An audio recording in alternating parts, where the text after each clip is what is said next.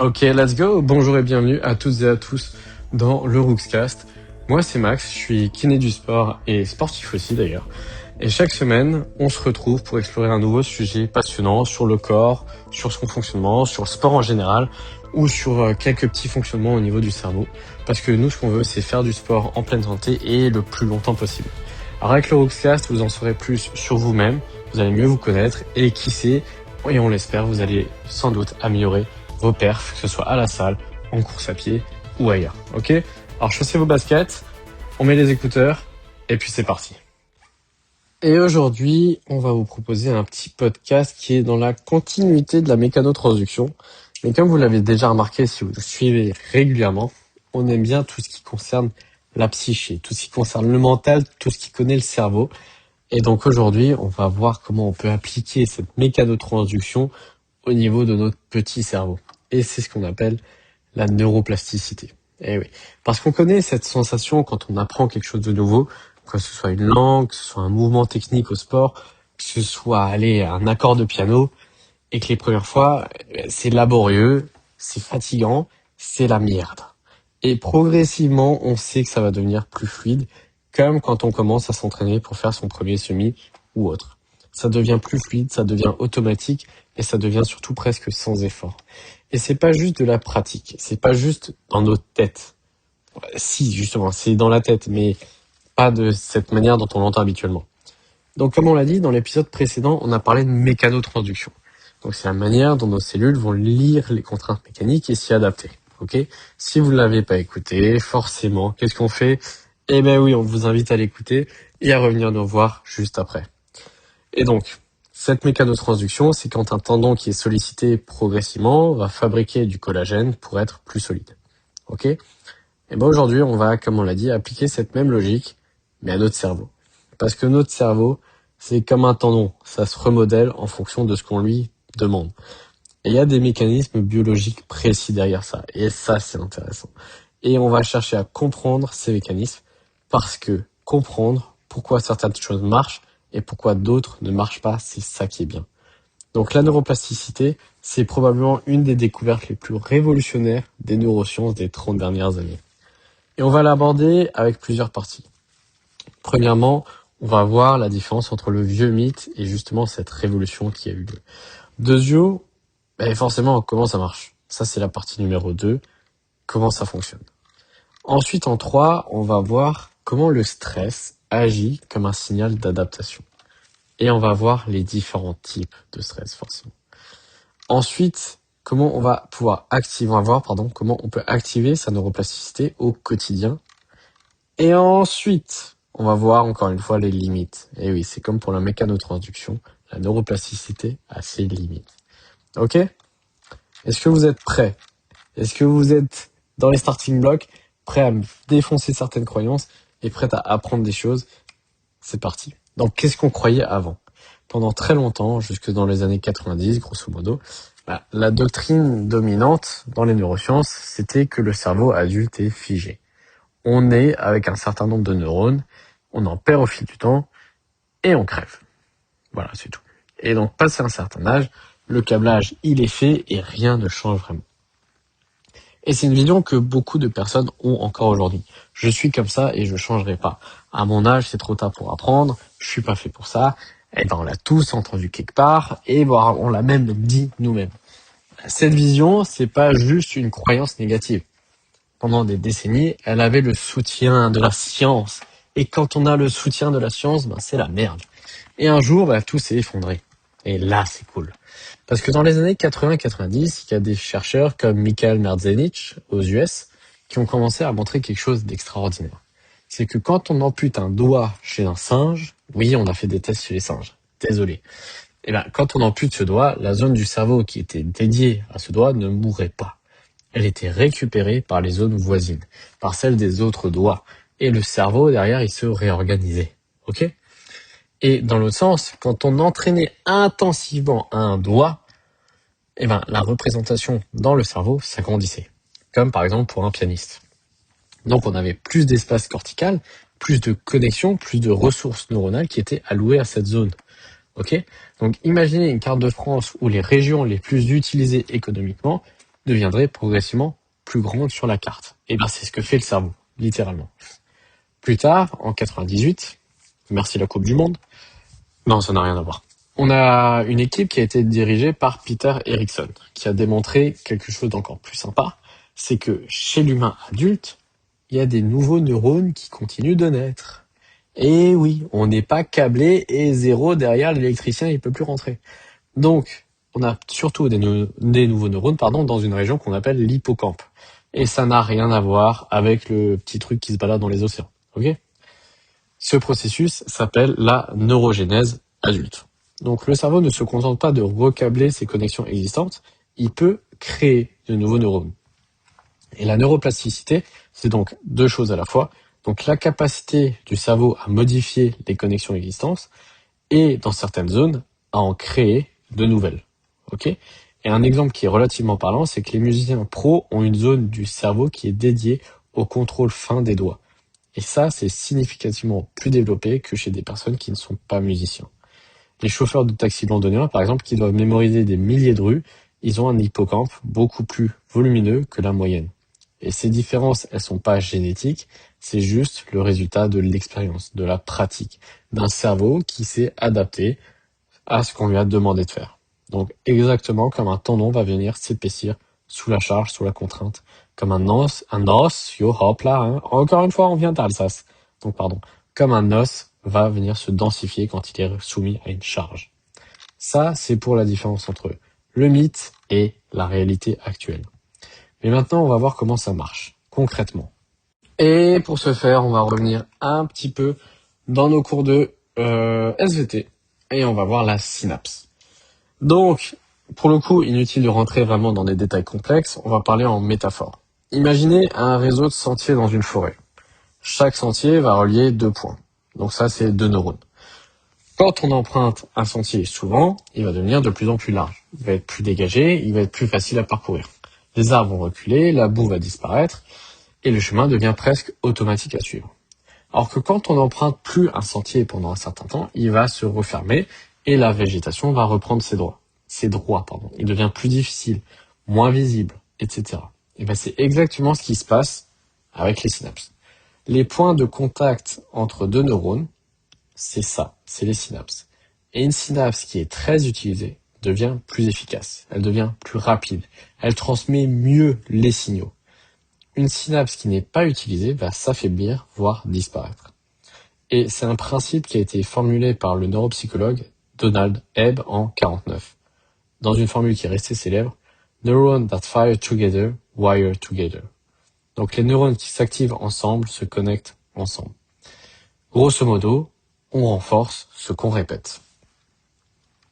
Voilà pour la synapse. Ensuite, on va passer au LTP. Donc c'est la potentialisation à long terme.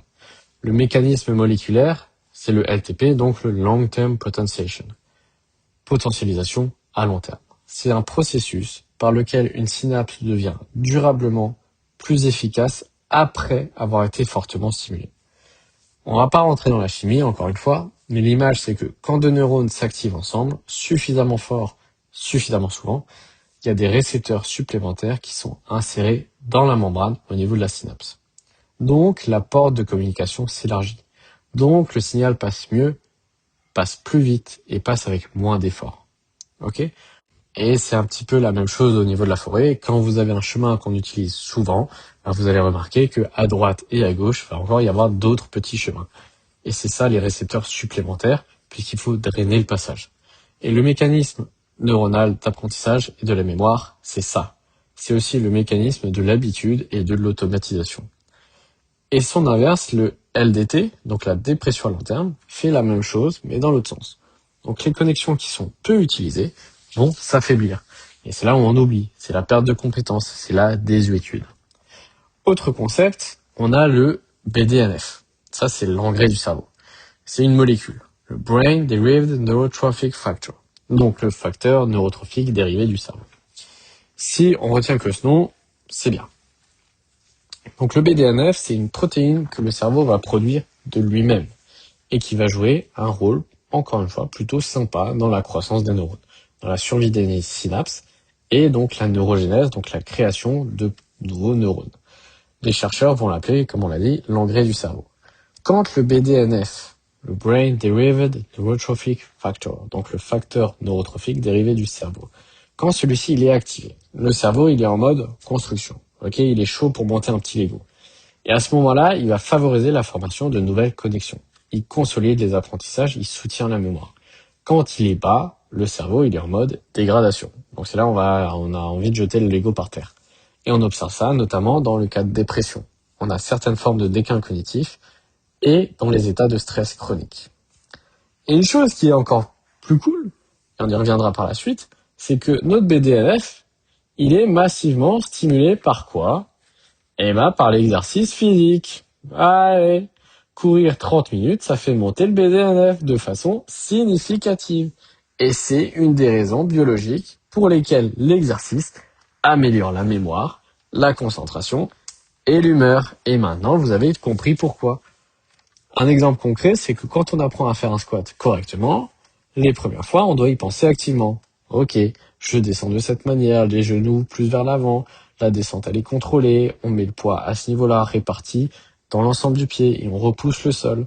C'est cognitivement coûteux parce que les neurones empruntent des sentiers qui sont peu dégagés et ils se prennent 2-3 branches dans la tronche. Après des centaines de répétitions, le mouvement devient automatique. On n'y pense plus. Et c'est pour ça que c'est intéressant de répéter tout le temps le même pattern de mouvement, même quand vous êtes à l'échauffement. Parce que les sentiers sont devenus des autoroutes. Les synapses correspondantes se sont renforcées via la LTP. Et le cerveau, il a alloué des ressources permanentes à ce schéma moteur. Ça, c'est la neuroplasticité en action, c'est du concret. Et c'est exactement pour ça qu'on dit qu'une compétence entre dans le corps. Parce que biologiquement, elle rentre dans notre cerveau. Eh oui. Voilà pour la partie numéro 2. Pour le comment ça fonctionne. Et on va passer à la partie 3. On a dit que le stress était un signal. Et on a dit qu'il y avait plusieurs stress. Et on va commencer par ce qu'on aime bien, c'est le bon petit stress pour le cerveau. Dans notre épisode sur la mécanotransduction, on a vu que la contrainte mécanique, lorsqu'elle est bien dosée, on le répète, va venir activer des voies de signalisation qui vont construire un tissu plus solide. Ok ? Il y a une fenêtre adaptative. Quand on a trop peu de contraintes, ça fonctionne pas. Quand on a trop de contraintes, le tissu va péter. Ok ? La bonne dose génère l'adaptation. Et on a fait le petit parallèle avec les rails de coke. Si vous en prenez pas assez, vous n'avez pas d'effet. Si vous en prenez trop, vous finissez comme dans le loup de Wall Street, un peu défoncé. Et encore une fois, big up à la Kuntak. Donc, notre cerveau va obéir à cette même logique. Mais à la place des intégrines et des canaux piezo 1, et si vous ne savez pas de quoi je parle, on vous invite à écouter l'épisode précédent. Donc, à la place de ces éléments, ce sont d'autres mécanismes qui captent notre stress cognitif, entre guillemets. Et ce sont ces mécanismes qui vont déclencher la plasticité du cerveau, donc la manière dont notre cerveau va faire grandir ou rapetissir les différentes zones dont il se sert et dont il ne se sert pas. Donc la difficulté désirable, c'est le terme utilisé par le psychologue Robert Bjork, et ce petit niveau d'inconfort cognitif qui force le cerveau à travailler pour récupérer une information ou maîtriser une compétence. Et c'est exactement l'équivalent de la charge progressive en musculation. Quand on révise en se contentant de relire les notes, nos neurones empruntent des sentiers déjà ouverts. Donc on a peu de résistance, on a peu de plasticité. Alors que quand on essaye de se rappeler sans regarder, quand on teste nos connaissances, quand on applique à un nouveau contexte, là on va créer de la résistance. Et c'est cette résistance qui va générer de la plasticité. Donc, c'est ça qui est bien. Voilà, pour la conclusion. Le rôle des émotions dans la plasticité est extrêmement important également. Le cerveau ne traite pas toutes les informations de la même manière. Il y a une structure qui est profonde en forme d'amande qu'on appelle l'amygdale.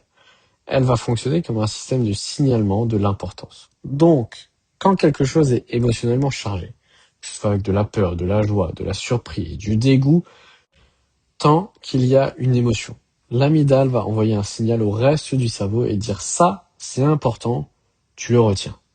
Et ce signal, ça va être un petit boost pour la consolidation de la mémoire.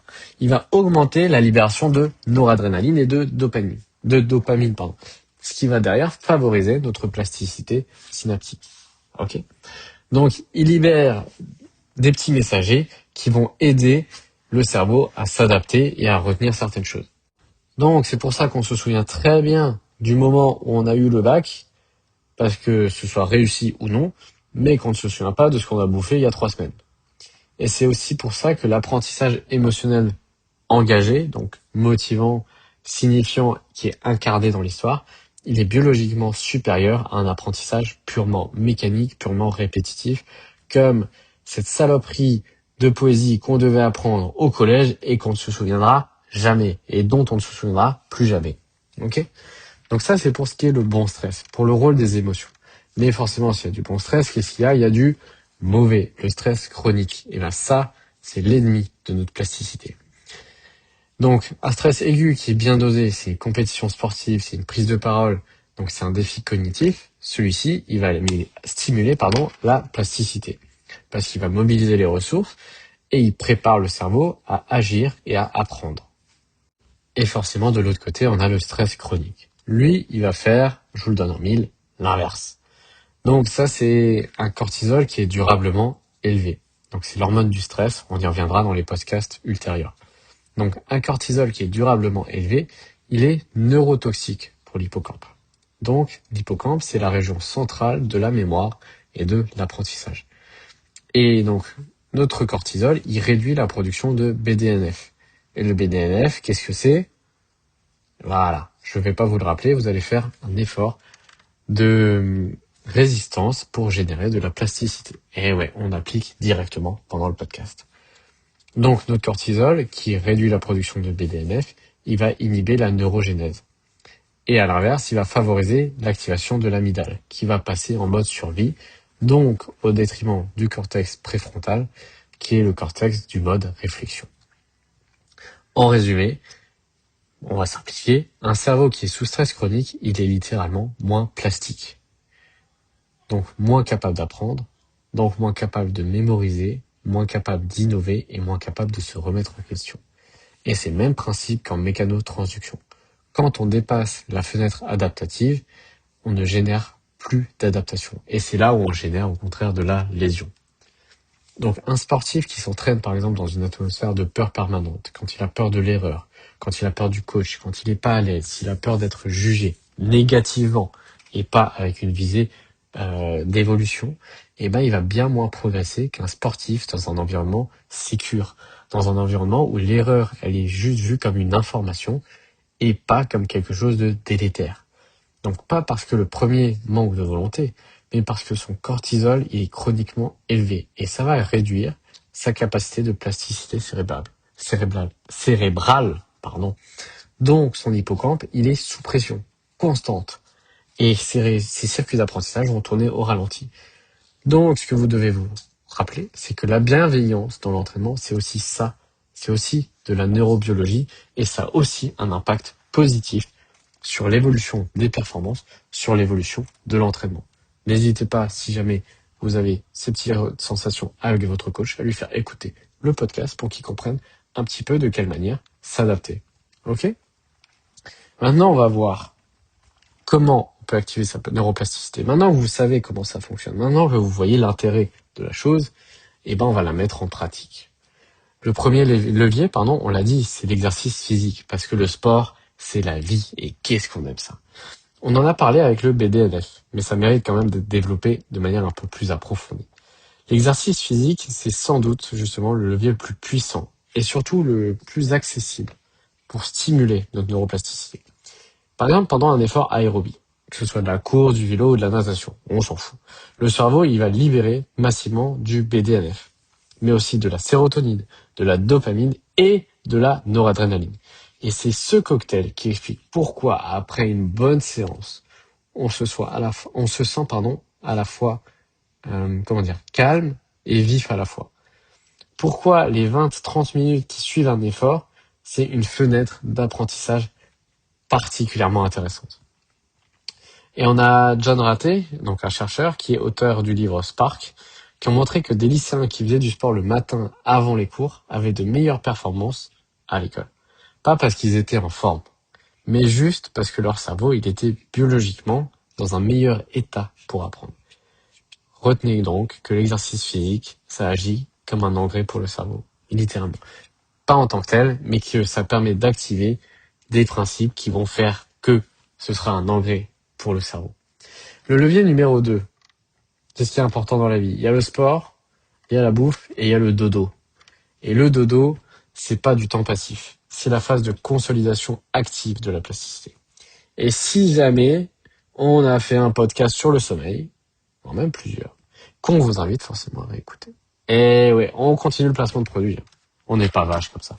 On va pas vous laisser aller chercher sur Google. Non, non, non, non. On a tout prévu. Il y a déjà des podcasts de prévus. Mais on revient à celui-ci. Pendant le sommeil, et particulièrement pendant le sommeil lent profond et le sommeil paradoxal, le cerveau, il rejoue et il consolide les apprentissages de la journée. Ça, on l'a entendu maintes et maintes fois.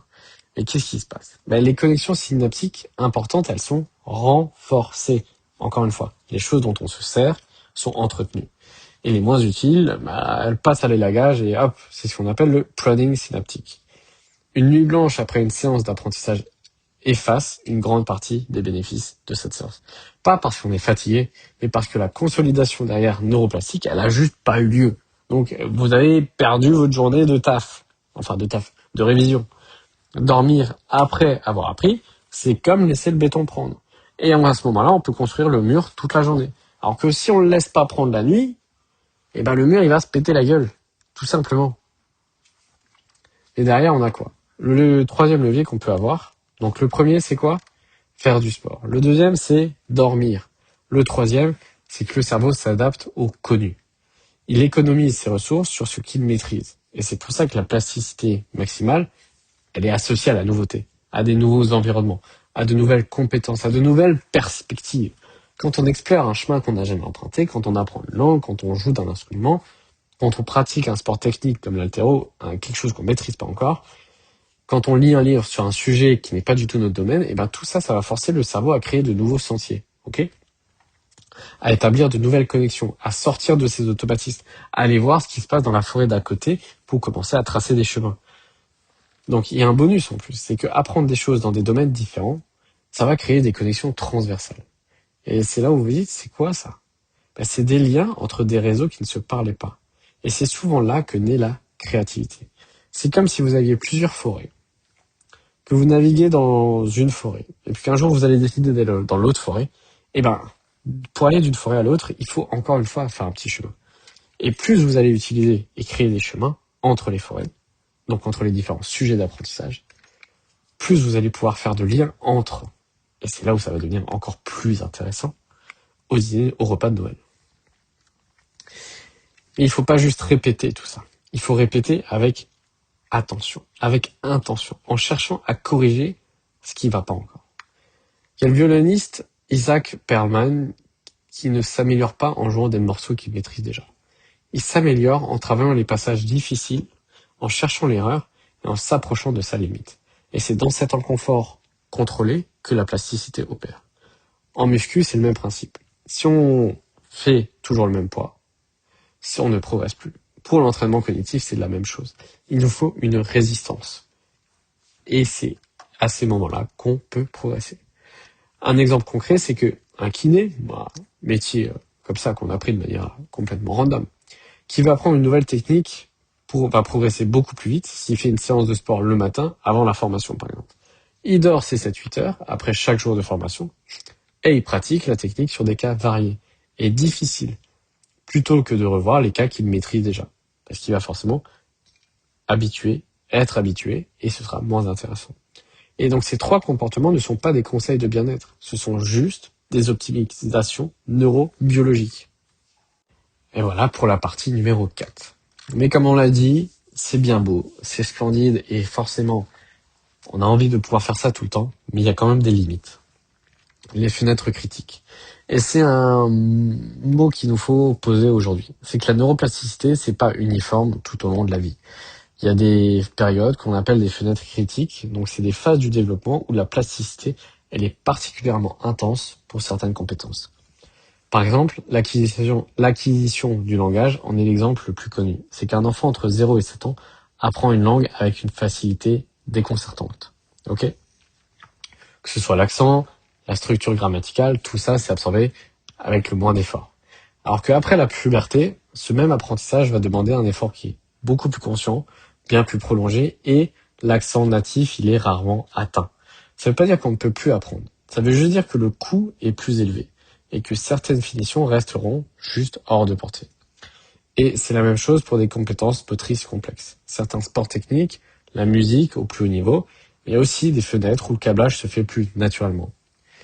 Mais, et c'est ça qui est important, c'est qu'en dehors de ces fenêtres critiques très spécifiques, la plasticité, elle reste toujours active, tout au long de la vie. Et c'est ça que vous devez retenir.